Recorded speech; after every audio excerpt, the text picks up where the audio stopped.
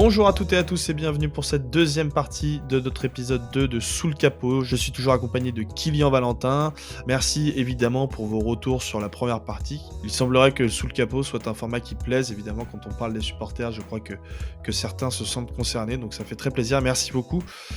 Pour cette deuxième partie, donc, nous allons discuter cette fois du rôle de l'ANS, comment éventuellement l'améliorer. Est-ce que l'ANS a vocation à avoir plus de poids dans le football français aujourd'hui? Et on va évoquer les futurs combats de l'ANS, notamment le rôle de la CIR, qui est une sécurité d'intervention qui pose problème aujourd'hui. Donc voilà, je vous laisse écouter cette deuxième partie de notre épisode 2, toujours accompagné de Kylian Valentin.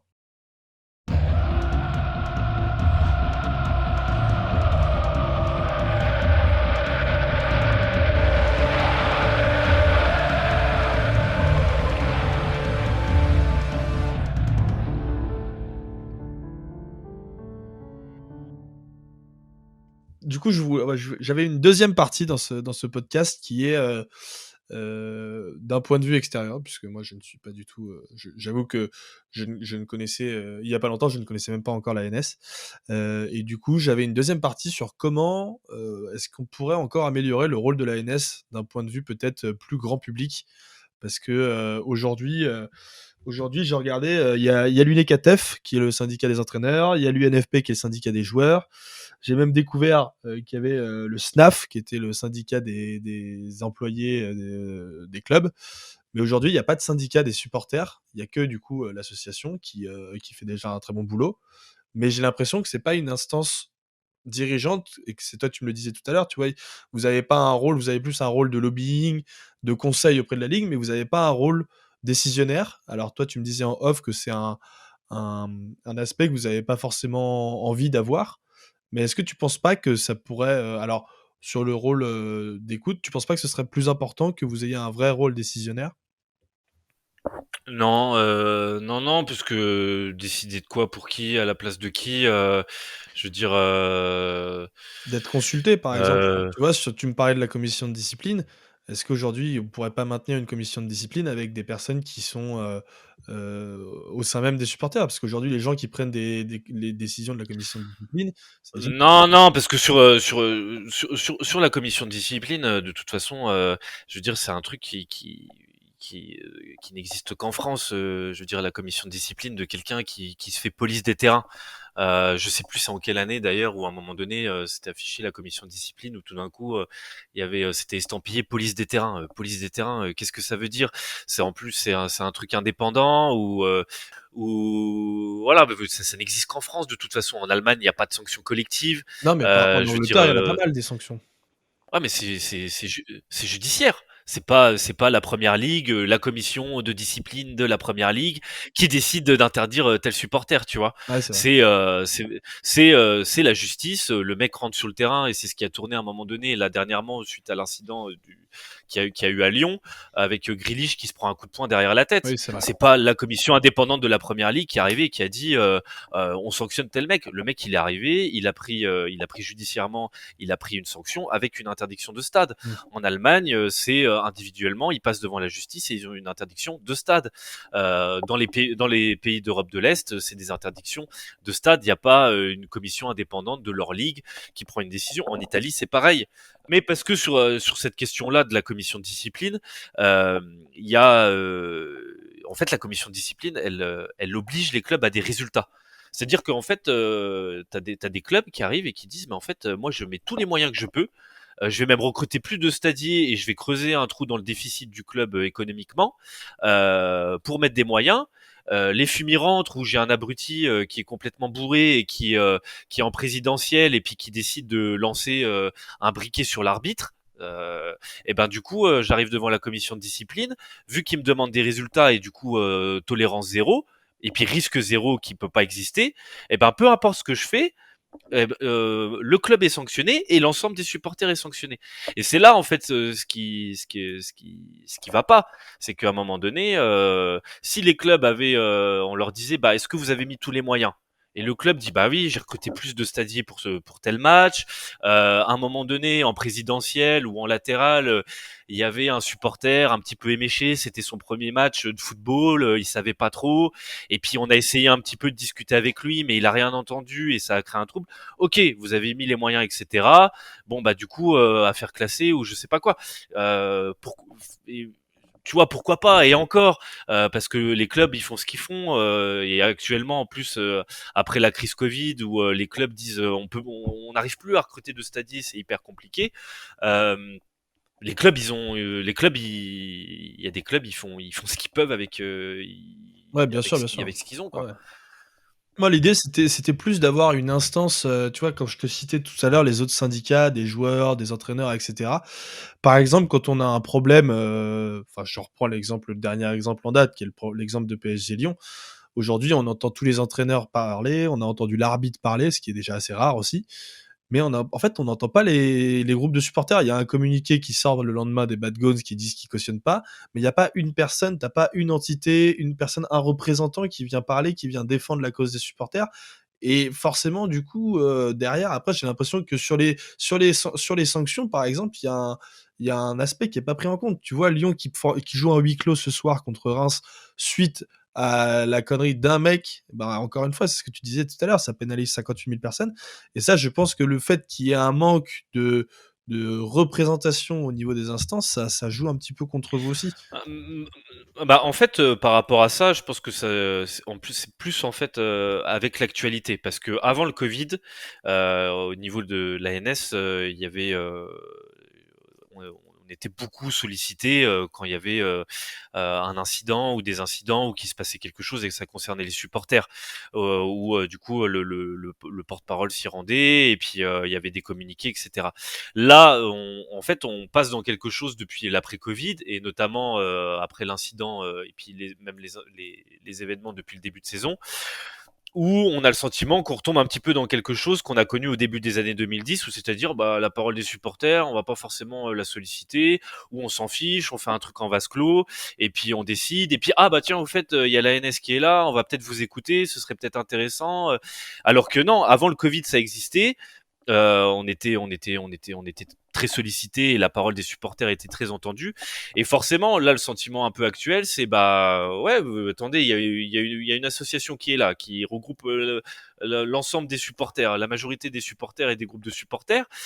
Vous la sollicitiez avant, vous veniez l'écouter et puis à certains moments donnés, limite donner la parole à l'association nationale des supporters avant certains politiques ou certaines autres instances. Pourquoi aujourd'hui on repasse dans quelque chose où c'est après tout le monde et puis on verra bien, etc.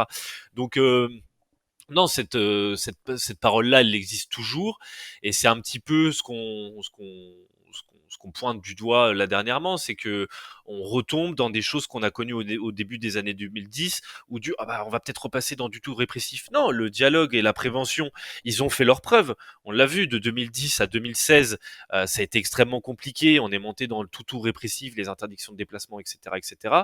Et ensuite, on est passé dans quelque chose de prévention, dialogue. On vous écoute quand il y a un incident. Il y a avant, pareil, avant le Covid, après certains incidents, ce qui était attendu, c'était comment se positionne la l'ANS, comment se positionnent les associations de supporters via la l'ANS.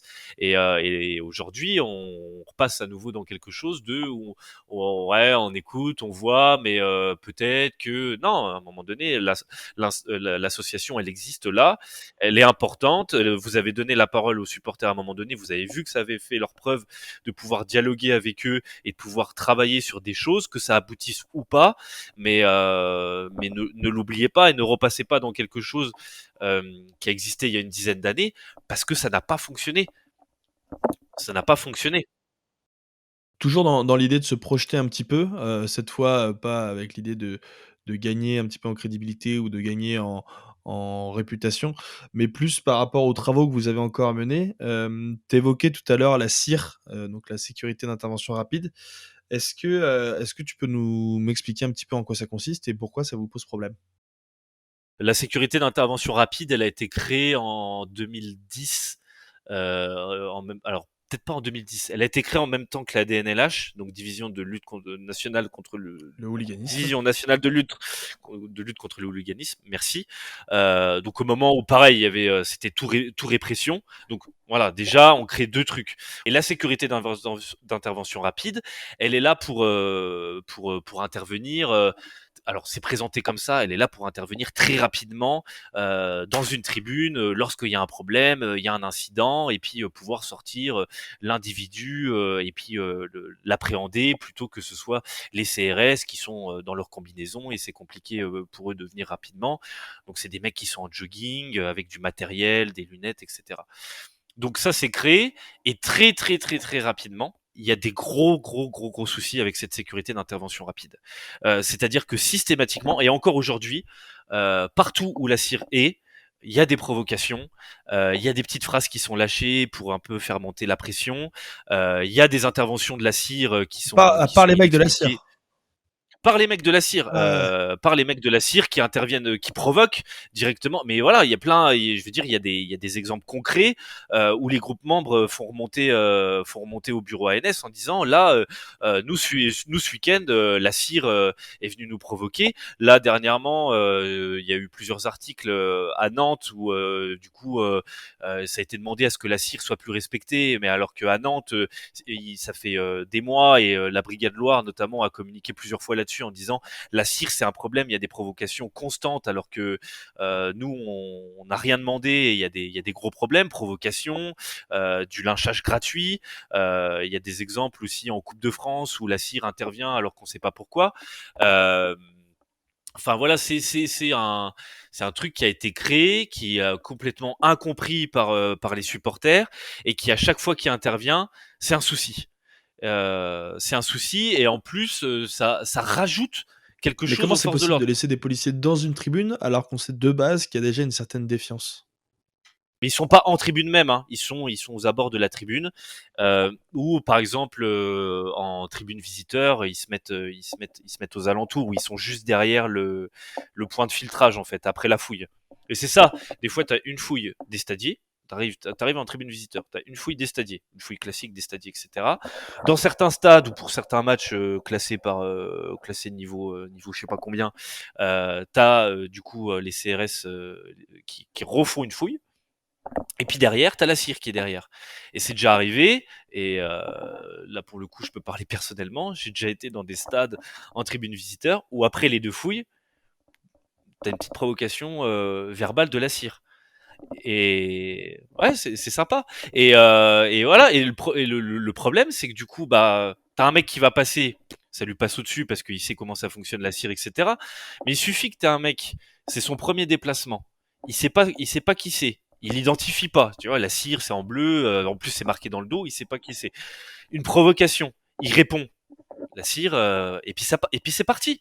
Et ça, on l'avait fait remonter au niveau de la NS, à la à l'information parlementaire de Sacha Ollier et Marie-Georges Buffet. Et là-dessus, c'est un vrai problème parce que c'est quelque chose qui a jamais été concrètement, c'est un truc qui a jamais été parlé, ce problème de la cire. Je veux dire, en plus maintenant, il y a la mise en place du référent policier qui est là dans un souci de dialogue et préventif.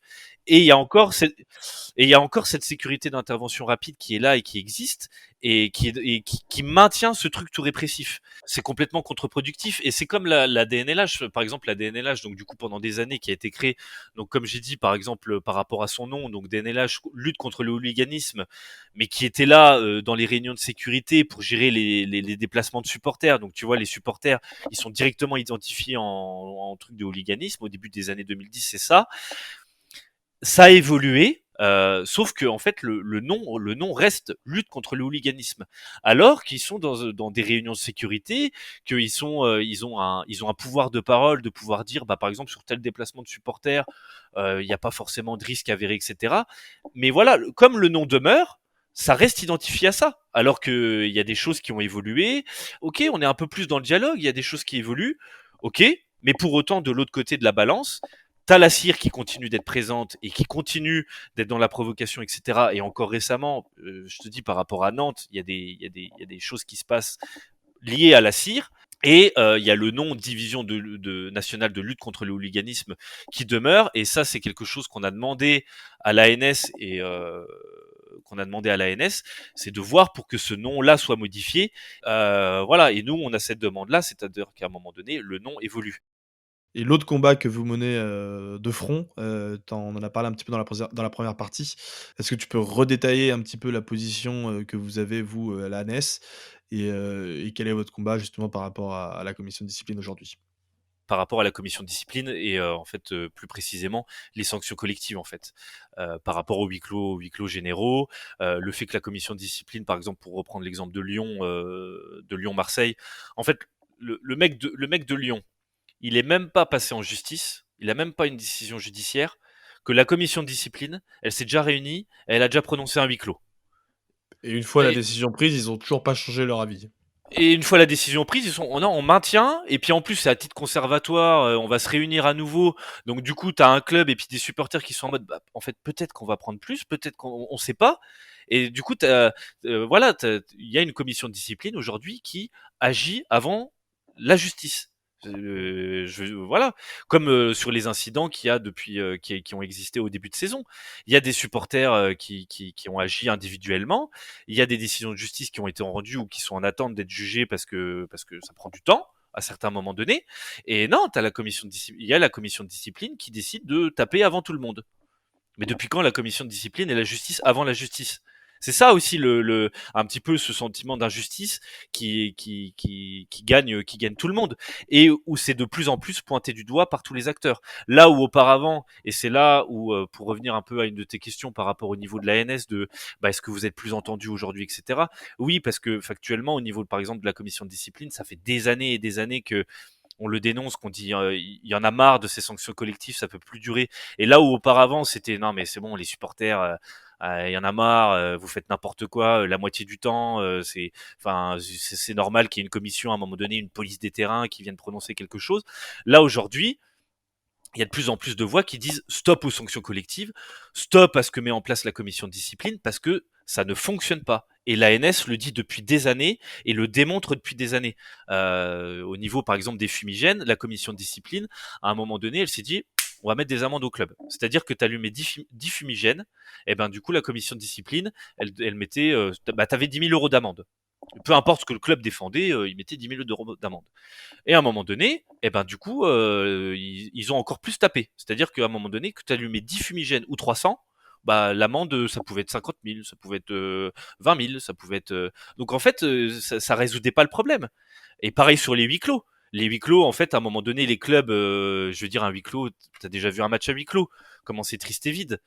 Et à un moment donné, les clubs, ils ont dit, bah ouais, mais attendez, nous, on n'a pas nos supporters, et puis il y en a 99,9% qui ont rien demandé, dont les groupes de supporters, parce que du coup, c'est quelqu'un qui était à côté, et puis qui agit pour lui-même n'importe comment. Et ben nous, on les replace. Donc enfin, et la commission de discipline, et ben hop, la fois d'après, elle prononce 2 huis clos de suite. Bah oui, parce que du coup, vous comprenez, la dernière fois, vous avez replacé vos supporters, et puis, ou alors, bah, du coup, vous avez réussi à identifier personne. Une fois de plus, on en revient à l'obligation de résultats et de moyens. Et, euh, et voilà, et c'est ça ça prouve que ça ne fonctionne pas. Ça prouve que ça ne fonctionne pas. Et c'est dénoncé par de plus en plus de monde. Donc ça démontre aussi que tout le travail qu'on a mené, notamment par les actions en tribune, par des messages, par des actions avec l'ensemble des groupes de supporters pour dire à un moment donné sur tel week-end, eh ben, c'est un message pour dénoncer la politique de la commission de discipline. Euh, voilà, ça fait ses preuves et que ça peut et que ça doit évoluer parce que ça peut plus. Et là encore dernièrement sur Lyon-Marseille, pardon, tout le monde dit mais c'est nimp cette sanction-là, et que tout le monde est en attente de bah, qu'est-ce que va dire la commission de discipline là dans une semaine. Et qu'est-ce qu'elle va dire la prochaine fois? Est-ce qu'elle va mettre, bah, par exemple Saint-Étienne, il y a un mouvement de protestation de la part des supporters par rapport à comment le club il est sportivement et comment il est géré aussi, c'est ce qu'ils ont pu dire. Euh, et ben, les supporters ils sont interdits à domicile et à l'extérieur jusque 2022. Est-ce que ça résout le problème? Enfin, je veux dire, Non, clairement pas.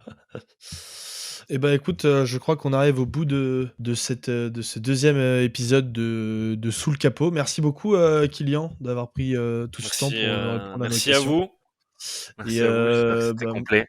bah, écoute, c'était très complet. Ça nous permet d'avoir un petit peu, un avis sur le cadre un petit peu institutionnel qu'il y a autour des supporters que parfois on ne connaît pas ou en tout cas que le grand public, je pense, ne connaît que très peu. Bah, Donc ou ne connaît peut-être, peut-être pas, ne connaît pas, mais ne connaît peut-être plus, suite, je pense notamment suite au Covid, où en fait c'est un petit peu comme le reste du foot et comme le reste de peut-être, plus largement la société, mais il faut demander à un sociologue, où les choses elles ont été mises en stand-by pendant un moment et forcément il faut reprendre la mécanique en fait. Et pareil pour le grand public, le retour au stade où ben voilà, les stades de foot, c'est des lieux de rassemblement et après le il faut se les Covid, réapproprier aussi, quoi. bah, il faut se les réapproprier et je pense qu'il y a aussi tout un public qui allait pas au foot forcément avant et après le Covid, le lieu le plus rassembleur, dans un premier temps qui a permis 100, c'était les stades de foot. Où du coup, il y a un nouveau public qui connaît pas forcément les instances qui peuvent exister et puis les associations, dont l'association nationale des supporters. Et voilà, il faut que ça se remette en route, comme l'INS qui doit se remettre en route, comme l'organisation des matchs qui doit se remettre en route aussi. Voilà, tout un tas de choses. Donc je pense pas que c'est une méconnaissance, mais plus ça a été voilà, on connaît plus trop. Il faut que ça se refasse. Ouais, un oubli temporaire qu'il faudra résoudre. Bon, bah, merci beaucoup, hein, Kylian. Nous, Merci. évidemment, les podcasts continuent sur 11e art. Vous pouvez nous suivre soit sur notre site, soit sur nos réseaux sociaux pour avoir les dernières actualités des épisodes qu'on sort. Et puis, je fais un petit rappel aussi, comme quoi on a lancé notre cagnotte Tipeee il y a pas longtemps. Donc, si vous voulez nous aider financièrement, nous donner un petit peu d'argent, même 1 ou 2 euros par mois, ça nous aide beaucoup. Donc, n'hésitez pas, le lien est sur nos réseaux sociaux ou sur notre site internet. Sur ce, merci à tous et à très bientôt sur 11e art.